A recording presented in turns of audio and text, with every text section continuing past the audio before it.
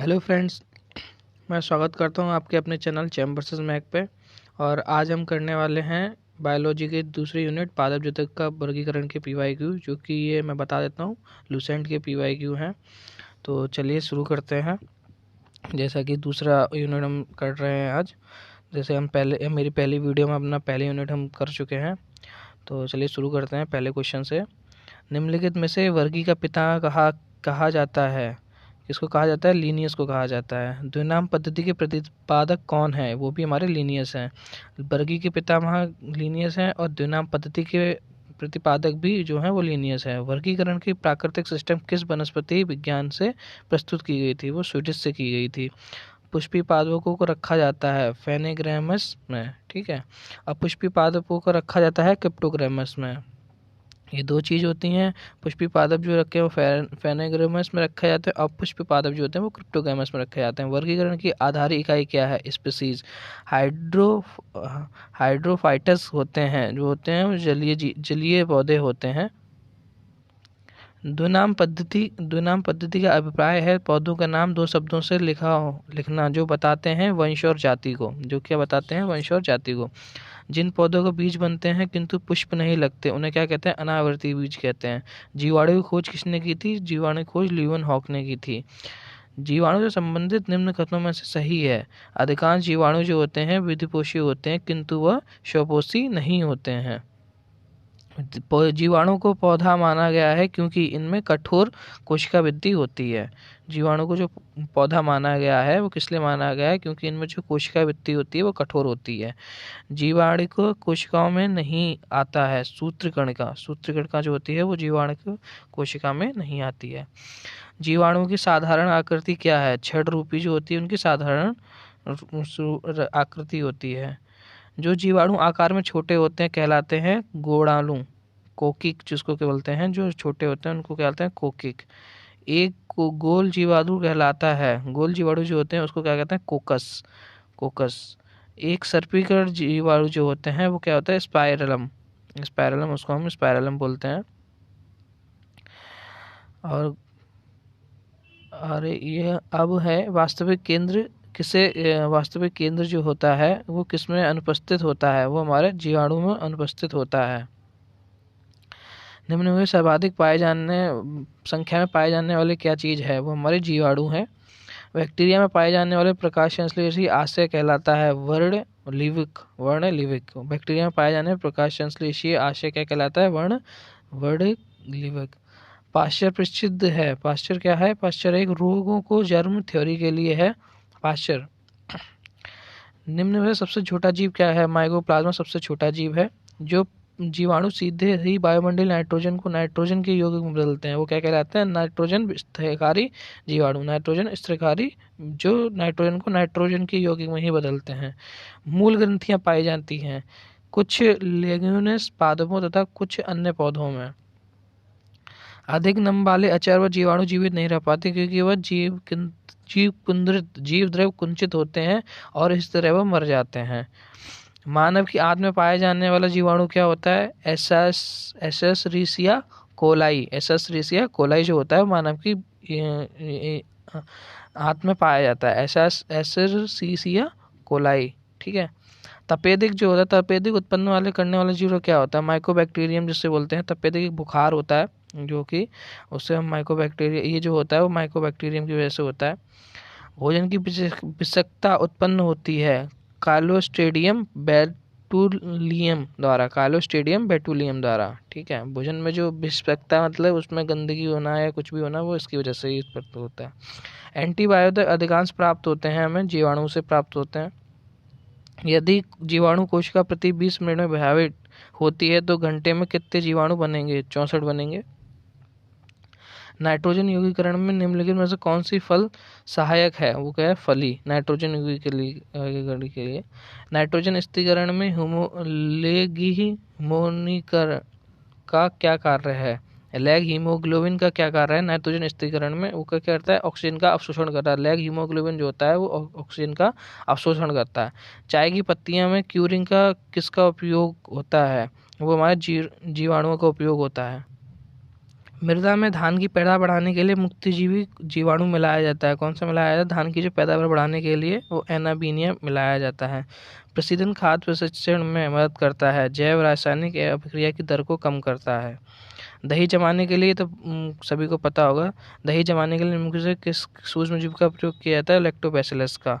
निम्न में से किसके द्वारा दूध खट्टा होता है? बैक्टीरिया के द्वारा दूध खट्टा होता है। दही के रूप में जमने के कारण क्या होता है? लैक्टोबैसिलस। मतलब अगर कारण जो पूछा जाए वो बैक्टीरिया ही होता है, जिसकी वजह से दूध जो है दही के रूप में जम जाता है। निम्न में से कौन से सहजीवी नाइट्रोजन यौगीकरण जीवाणु है? राइजोबियम जो है वो नाइट्रोजन यौगीकरणी जीवाणु है। सर्वप्रथम वायरस की खोज किसने की थी? इवांस्की ने सर्वप्रथम वायरस की खोज की थी, इवांस्की ने। विषाणु माने जाते हैं सजीव व निर्जीव के बीच में ट्रांजिशनल ग्रुप। विषाणु जो होते हैं वो सजीव व निर्जीव के बीच के एक ट्रांजिशनल ग्रुप होता है। निम्न में से किसमें एंजाइम नहीं होते हैं? विषाणु में एंजाइम नहीं पाए जाते। टीएमबी के संबंधित है विषाणु से। ये जो एक विषाणु होता है इसका नाम हाइड्रोफोबिया रोग उत्पन्न होता है, वो भी हमारा विषाणु से होता है। कुत्ते काटने से जिस विषाणु के द्वारा घात रोग उत्पन्न होता है वह क्या कहलाता है? हाइड्रोफोबिया। हाइड्रोफोबिया में क्या होता है? हमें पानी से डर लगने लगता है। जैसे किसी कुत्ते ने काट लिया तो हमें पानी से डरने लगता है। चेचक के टीके का अभ्यास क्या किसने किया था? एडवर्ड जेनर ने किया था। एडवर्ड जेनर ने खोज की थी चेचक के टीके की। विषाणु वृद्धि करता है जीवित कोशिका में। विषाणु निर्जीव माने जाते हैं क्योंकि ये क्रिस्टलाइज हो जाते हैं। एंजाइम उपस्थित होते हैं विषाणुओं में। एंजाइम किसमें उपस्थित होते हैं? विषाणुओं में। एड्स का कारण क्या होता है? T4 लिम्फोसाइट की कमी। एड्स जो होता है वो एक वायरस होने वाला है। इसमें क्या होता है? T4 लिम्फोसाइट की कमी से कारण हमें एड्स हो जाता है। HIV के द्वारा जो रोग होता है वो भी क्या कहलाता है? एड्स कहलाता है। एड्स जिस वायरस के कारण होता है उसका आनुवंशिक पदार्थ क्या है? एक स्टैंडर्ड RNA। एड्स का कारण क्या है? वायरस। ये जो है एड्स जो होता है वो एक वायरस होता है, जिसे हम कहते हैं HIV के द्वारा भी बोल सकते हैं। और ये होता किससे? वायरस के द्वारा होता है। एबोला क्या है? एबोला भी एक हमारा वायरस है। एड्स जो फैलता है वो शारीरिक संबंध बनाने या शारीरिक संपर्कों की वजह से फैलता है। सार्स क्या है? सार्स जो है वो विषाणु जनित रोग है। जो एक सार्स जो है वो हम कह सकते हैं वो कोविड-19 का ही पहले आया हुआ एक वर्जन था। कोविड-19 का अपडेट वर्जन, मतलब सार्स जो है कोविड-19 का अपडेट वर्जन ही था, एक तरीके से हम बोल सकते हैं, क्योंकि इसमें और उसमें बहुत सिमिलरिटी पाई गई थी। तो इसलिए सार्स को है वो कोविड-19 जो है वो सार्स का एक अपडेट वर्जन बोला जा रहा था। खसरा निम्नलिखित संक्रमण का कारण होता है विषाणुओं के द्वारा। निम्नलिखित में से कौन सा रोग विषाणु के कारण होता है? चेचक जो होता है वो विषाणु के कारण होता है। जंतु में होने वाली फूट एंड माउथ रोग किसके कारण होती है? विषाणुओं के द्वारा होती है। आलू में मोजैक रोग वो किस लिए होता है? वो भी विषाणुओं के कारण होता है। शैवाल विज्ञान का अध्ययन कैसे कहते हैं? शैवाल को इसलिए मैंने कल भी पढ़ाया था, एगोलॉजी जो होती है वो शैवालों के विज्ञान के अध्ययन के कहा जाता है। शैवालों की कोशिका भित्ति किसकी बनी होती है? वो हमारी सेल्यूलोज की बनी होती है। हाइड्रा व श्रवी कोशिकाओं में कौन सी सहजीवी शैवाल मिलता है? यूकेरोलोरा। ठीक है। सरगासो क्या होता है? सरगासो समुद्र का नाम पड़ा शैवालों के कारण। इस सरगासो जो होती है घास होती है जो कि समुद्र में पाई जाती है। गलगंड रोग से बचा जा सकता है कुछ समुद्री खरपतवार खाने से। इसका इलाज होता है क्योंकि इसमें प्रचुर मात्रा में आयोडीन होता है। किस शैवाल से आयोडीन की प्राप्ति होती है? लेमिनेरिया से ही आयोडीन की प्राप्ति होती है। कैल्प प्राप्त होता है हमें समुद्री शैवालों से। निम्न में से कौन सा स्वपोषित है? स्वपोषित मतलब स्वयं को खाना बनाता है वो शैवाल है स्वपोषित। निम्न में से जैव रूप में उपयोग किया जाता है। ये सभी राइजोबियम, नीलहरित शैवाल और एजोला, ये सभी हमारे उर्वरक के रूप में प्रयोग किए जाते हैं, इसलिए हमें उपरोक्त सभी। अंतरिक्ष कार्यक्रम में ऑक्सीजन की आपूर्ति को नियंत्रित करने के लिए प्रयुक्त किया जाने वाला एक कोशिकीय शैवाल का नाम क्या आता है? क्लोरेला। लाल सागर का लाल रंग किसकी उपस्थिति के कारण होता है? शैवालों के कारण होता है। एगार किसके तैयार होता है? शैवालों से। वनस्पति जगत में गैर हरित विषम पोषित पौधे कौन से होते हैं? फंजाई। कवकों की कोशिका भित्ति किसकी बनी होती है? काइटिन और हेमी सेल्यूलोज। ठीक है। अभी आपको बताया था कवक द्वारा रिजर्व भोजन किस रूप में संचित किया जाता है? ग्लाइकोजन के रूप में संचित किया जाता है कवक द्वारा। सभी कवक पैदा जो होते हैं वो विविध कोशिकाओं द्वारा होते हैं। माइक्रोराजा सजीवी संबंध है कवकों तथा उच्च पौधों की जड़ों के बीच का। माइक्रोराजा वृक्षों की छाल उगने वाला कवक कहलाता है? कोर्ट्रियोकॉलस। कोर्ट्रियोकॉलस जो होता है वो जो कवक उगता है वृक्षों की छालों में, उसे कोर्ट्रियोकॉलस कहलाता है। गोबर में उगने वाला कवच क्या कहता है? कोप्रोफिलस। कोप्रोफिलस, ठीक है, क्या कहलाता है? कोप्रोफिलस। निम्न में से किसमें क्लोरोफिल नहीं होता है? कवक में क्लोरोफिल नहीं होता है। आलू का लेंट ब्लाइंट उत्पन्न होता है पाइथोप्थोरा इन्फेक्शंस के द्वारा। पाइथोप्थोरा इन्फेक्शंस के द्वारा। आलू में जो लेट ब्लाइंड उत्पन्न होता है वो किसके द्वारा होता है? काइटोप्थोरा इन्फेक्शन के द्वारा। डबल रोटी के निर्माण में काम आने वाला कवक क्या है? आपने डबल रोटी तो खाई होगी। सैक्रोमाइसी सेरेवियस। सैक्रोमाइसी सेरेवियस, ये जो कवक होता है इसी की वजह से वो इतने सॉफ्ट बन जाता है। पेंसिलियम क्या है? पेंसिलियम क्या है? एक कवक है। पेंसिलिन की खोज किसने की थी? अलेक्जेंडर फ्लेमिंग ने की थी। ऑर्गेटो किससे प्राप्त होता है? कैलेविसेप्स से। ऑर्गेटो जो प्राप्त होता है कैलेविसेप्स पे प्राप्त होता है। औद्योगिक स्तर पे पेंसिलिन प्राप्त किया जाता है पेंसिलिन क्राइजोजेनम से। किससे? पेंसिलिन क्राइजोजेनम से। ईस्ट ये कायिक जनक द्वारा होता है, ये किसने बताया था? मुकुलन द्वारा। ईस्ट जो होता है कायिक जनन होता है, मुकुलन द्वारा बताया गया था। चलिए आगे बढ़ते हैं अब। जब गेहूं के गुथे हुए आटे में ईस्ट कोशिकाएं मिलाई जाती हैं तो डबल रोटी कोमल व छिद्रित हो जाती है, क्योंकि उसमें CO2 उत्पादन कर रोटी के स्पंजी बना देता है। जैसे मैंने अभी बताया ना, डबल रोटी जो होती है स्पंजी होता है, उसका कारण क्या होता है? CO2 का उत्पादन कर रोटी को स्पंजी बना देता है, ये ईस्ट जो होता है। निम्नलिखित में से कौन सा योग्य खाने योग्य कवक है? एग्रिकस। एग्रिकस कई जगह क्या जो है जो कवक हैं जो हमारे सी वाटर फूड है उसको हम खाते हैं, उसमें से एक ये है एग्रिकस। LSD किससे प्राप्त होता है? कवक से ही प्राप्त होता है।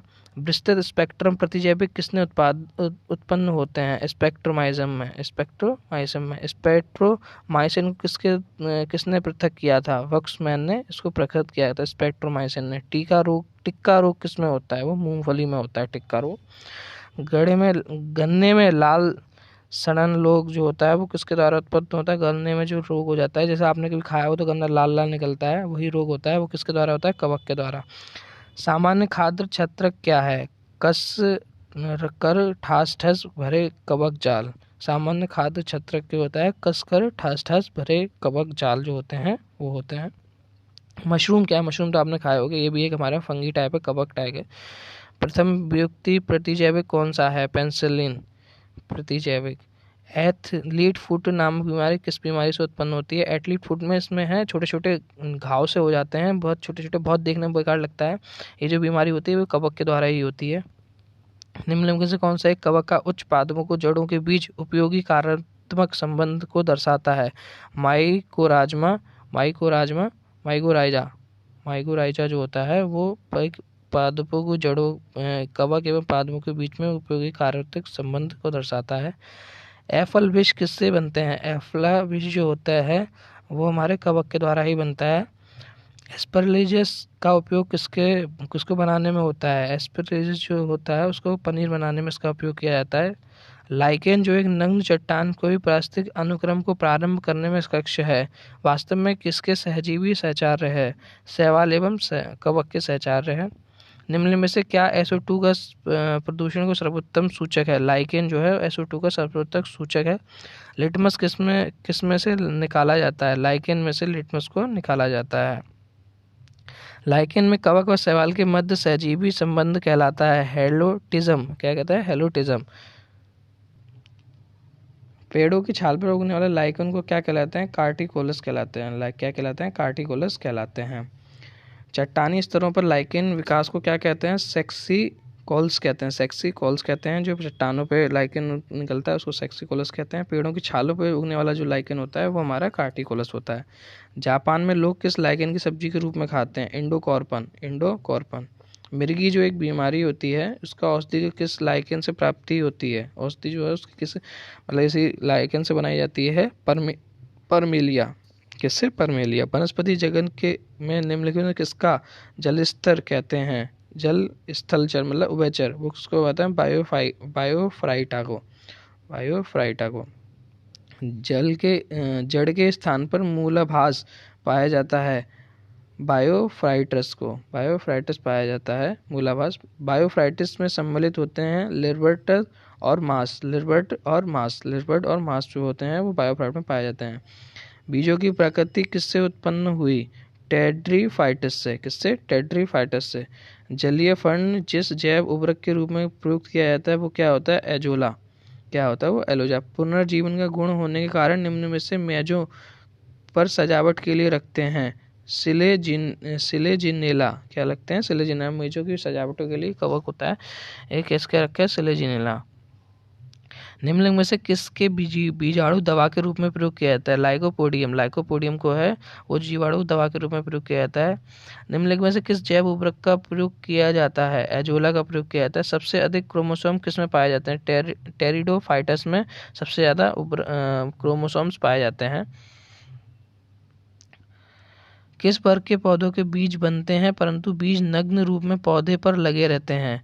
जिम्नोस्पर्म जो होते हैं जो कहते हैं बीज तो लगते हैं पर नग्न अवस्था में रहते हैं। संसार के सबसे लंबे पौधे के संबंधित है जिम्नोस्पर्म का मेवा किसे कहा जाता है? चिलगोजा को कहा जाता है। जिम्नोस्पर्म का मेवा जो होता है वो चिलगोजा को कहा जाता है। कैरोलाइड जड़ें किस में पाई जाती हैं? वो हमारे साइकस में पाई जाती हैं। सबसे बड़ा बीजांड किस में होता है? साइकस में होता है। चिलगोजा जो प्राप्त होता है वो पाइनस से प्राप्त होता है। हमारा चिलगोजा किससे प्राप्त होता है? पाइनस से प्राप्त होता है। साबूदाना किससे बनाया जाता है? साबूदाना भी साइकस से बनाया जाता है। साबूदाना जो खाया जाता है वही। दमा एवं खांसी के रोग में काम आने वाली औषधि इफेंड्रिन किससे प्राप्त होती है? एफेंड्रा से प्राप्त होती है। जैसे अब तो उसके सिंपल से याद रहेगा, एफेंड्रिन तो एफेंड्रा से प्राप्त होती है। विषाणु क्या है? अकोशीय है।